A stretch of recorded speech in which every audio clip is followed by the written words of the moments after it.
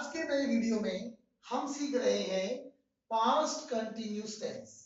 इससे पहले वाले वीडियो में आपने देखा कि हमने आपको बताया पास्ट इंडेफिनिट सेंटेंस के हम किस प्रकार से सेंटेंस को एक्टिव से पैसिवाइज बनाते हैं। आज हम सीख रहे हैं पास्ट कंटिन्यू टेंस में लिखे गए सेंटेंस को आप एक्टिव से पैसिवाइज बनाते समय किन किन सावधानियों का इस्तेमाल करें।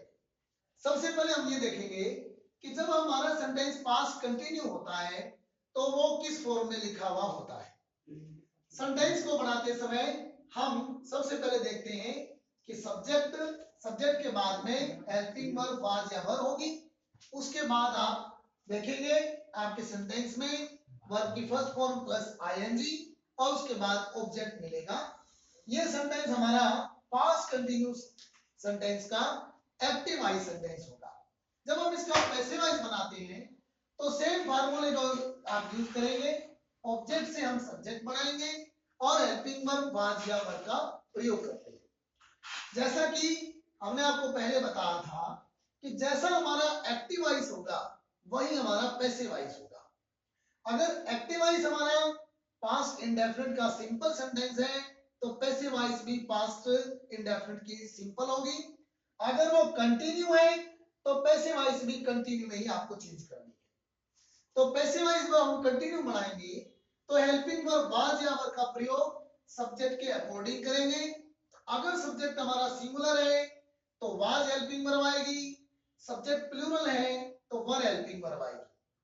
अब हम ये जो हमें आईएनजी दिखाई दे रही है हम इसको बीइंग में ट्रांसफर करेंगे और उसके बाद first form of the verb को थर्ड फॉर्म बनाएंगे। उसके बाद प्रीपोजिशन बाई लगाते हुए सब्जेक्ट को हम ऑब्जेक्ट में चेंज कर देते हैं। ये हमारा पैसिवाइज फॉर्मेशन बन जाती है। इसी चीज को फॉलो करते हुए हम पास्ट कंटिन्यू के इन सिंपल सेंटेंस के बाद नेगेटिव सेंटेंस देखते हैं। नेगेटिव सेंटेंस में क्या होगा कि आपके हेल्पिंग वर्ब के बाद नॉट सेंटेंस में मिलेगा। सब्जेक्ट होगा, सब्जेक्ट के बाद हेल्पिंग वर्ब वाज या वर, उसके बाद नॉट, उसके बाद first form of the verb plus ING और ऑब्जेक्ट मिलेगा। ये सेंटेंस आपका नेगेटिव सेंटेंस है। अब नेगेटिव सेंटेंस को जब पैसिवाइज बनाते हैं तो उसमें हमें केवल और केवल एक ही परिवर्तन करना है। क्या? जहां पर एक्टिव वाइज में नॉट है ठीक उसी प्रकार पैसिवाइज बनाते समय हमें हेल्पिंग वर्ब के बाद में नॉट का प्रयोग करना है। बाकी वही चीज रहेंगे जैसा हमने सिंपल सेंटेंस में किया था। चलिए करते हैं। ऑब्जेक्ट को हम सब्जेक्ट बनाते हैं, हेल्पिंग वर्ब वाज या वर, उसके बाद आईएनजी को बीइंग बनाते हैं। लेकिन क्योंकि सेंटेंस नेगेटिव है इसलिए हम हेल्पिंग वर्ब के बाद नॉट का प्रयोग जरूर करेंगे, नहीं तो आपका सेंटेंस इन नेगेटिव नहीं बनेगा। अब आप देखिएगा हमने आईएनजी को बीइंग बनाया, फर्स्ट फॉर्म को थर्ड फॉर्म में चेंज किया और उसके बाद आपने बाय का प्रयोग करना है और सब्जेक्ट को ऑब्जेक्ट बनाना है। ठीक इसी प्रकार से आपको सारे नियम को फॉलो करते हुए सेंटेंसेस को ट्रांसफर करना है। आपको यहां पर मैंने कुछ एग्जांपल दिए हैं, आप इनको फॉलो कीजिएगा। एग्जांपल मैं आपको सिखा देता हूं, उसके बाद आप स्वयं कीजिएगा। मैं आपको एग्जांपल बता रहा हूं सिंपल का। आप देखिएगा Ram was writing a letter, ये सिंपल फॉर्मेशन में लिखा है और इसको आप समझिएगा राम सब्जेक्ट है, वाज आपके हेल्पिंग वर्ब है, writing first form of the verb plus ING और उसके बाद ये हमारा ऑब्जेक्ट है।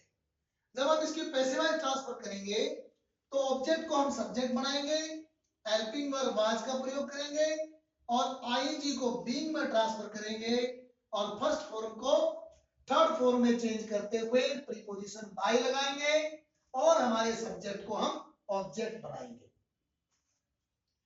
प्यारे बच्चों, ये फॉर्मेशन मैं आपको प्रेजेंट कंटिन्यू में भी सिखा चुका हूं, इसलिए ये फॉर्मेशन नई नहीं है। सिर्फ आपको केवल और केवल हेल्पिंग वर्ब का ध्यान रखना है। प्रेजेंट कंटिन्यू में आपने is am are helping verb use की थी, यहां पर आप केवल वाज वर हेल्पिंग वर्ब का प्रयोग कर देंगे। यानी केवल हेल्पिंग वर्ब चेंज हो रही है, आपके फॉर्मेशन वही रहेंगे।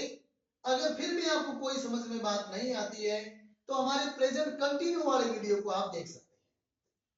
इसके बाद देखिएगा पास्ट कंटिन्यू के आप नेगेटिव सेंटेंस को, Ram was not writing a letter, यहां पर हमने वाज के बाद नोट लगाया है तो यहां पर भी हम वाज के बाद नोट लगाएंगे, बाकी फॉर्मेशन वही रहेगी। इसके बाद देखिएगा इंटरोगेटिव सेंटेंस को, इंटरोगेटिव सेंटेंस में हम क्या करते हैं, हेल्पिंग वर्ब को सब्जेक्ट से पहले लिख देते हैं। यहां राम से पहले वाज हेल्पिंग वर्ब लिखी गई है, बाकी चेंज कुछ भी नहीं है। और इसी प्रकार जब हम पैसिवाइज बनाते हैं तो ऑब्जेक्ट से पहले हम हेल्पिंग वर्ब का प्रयोग करते हैं, उसके बाद हम बीइंग बनाते हैं और थर्ड फॉर्म का प्रयोग करते हुए बाय का प्रयोग करेंगे और सब्जेक्ट को ऑब्जेक्ट बना देंगे।